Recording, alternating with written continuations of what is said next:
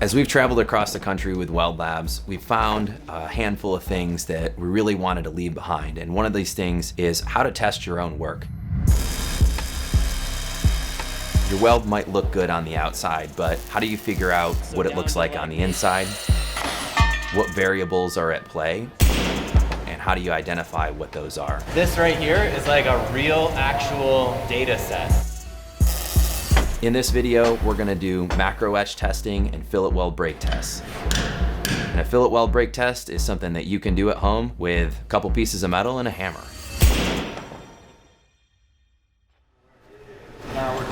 I'm gonna use this top plate. I'm gonna strip the mill scale right here off the joint. One of the first things that we did is have Rush prep the plates. I like to take the grinder and just kind of use this as a backstop to give myself a nice uniform prep line.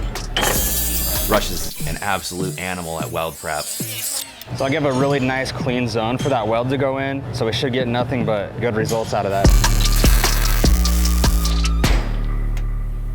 We narrowed this test down to 3 really common processes that we see. We have the go slow and burn it in, 035 short circuit at around 200 inches a minute. We have a 045 71T1, a flux core with 7525 gas. And then we also use a simple standard pulse spray transfer, 500 inches a minute with 90-10 gas. We chose these 3 processes because we feel that they're very accessible for a lot of people. If you have a machine with 035, it's around 250 amps, you're gonna be able to run these settings. And these are common settings that we see people running across the country. The pulse setting we wanted to throw in there is kind of an example of what things could be like when you have a little bit more of an advanced piece of technology helping you out.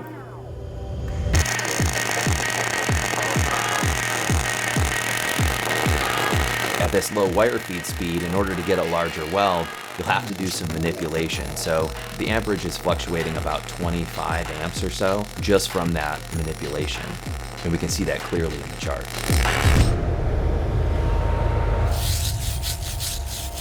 You know, the bead appearance is definitely not what we would consider really good, despite Rush's best efforts.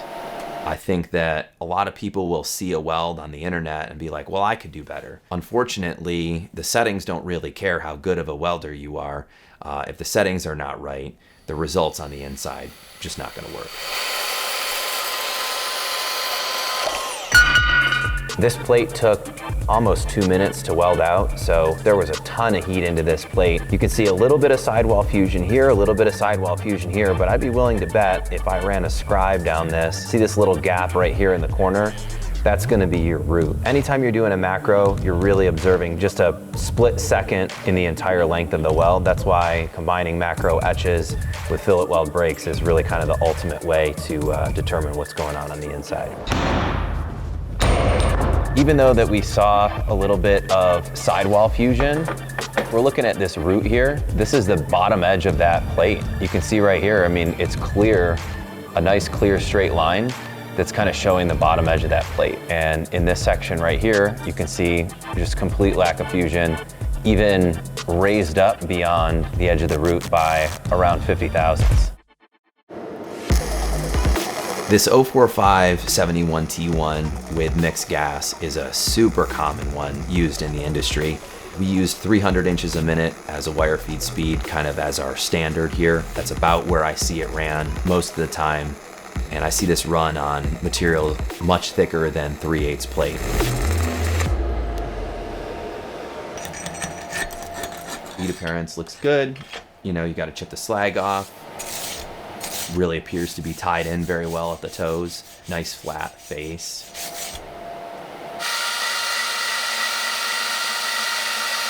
Despite the really nice bead appearance, we still have this slag line in the root. And this is extremely common anytime you weld 71T1 in the flat position with mixed gas. So 75% argon, 25% CO2. If you're running straight CO2, you might have a better penetration profile. If you were running a higher wire feed speed, you might have a better penetration profile, but this is prepped 3/8 plate and still have slag in the root. This one was really easy to break apart. Very, very clearly no fusion.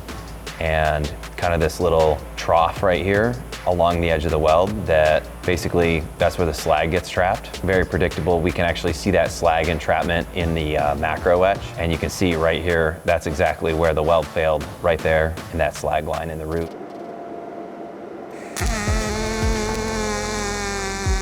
The pulse spray transfer weld is really just used to highlight what happens when you add just a little bit of technology into the welding operation. And I think that it showcases not only just how great the bead looks when you use the proper settings, proper shielding gas, and proper technique, but you can also note that the weld time is significantly lower because we're running this 500 inches per minute wire feed speed.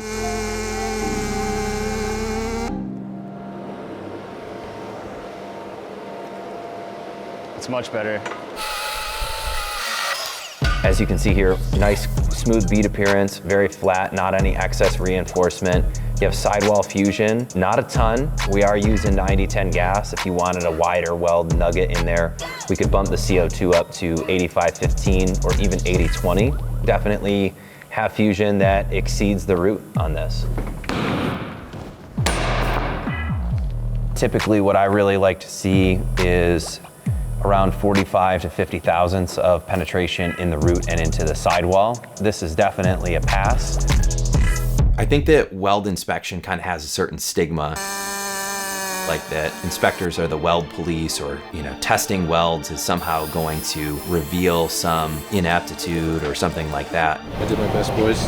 Looking at your welds makes you a much better welder because you know what's going on the inside. You're certain that it looks good on the outside and on the inside. And that's really what weld testing is all about. It's what we're hoping to inspire people to do. Smash open some welds.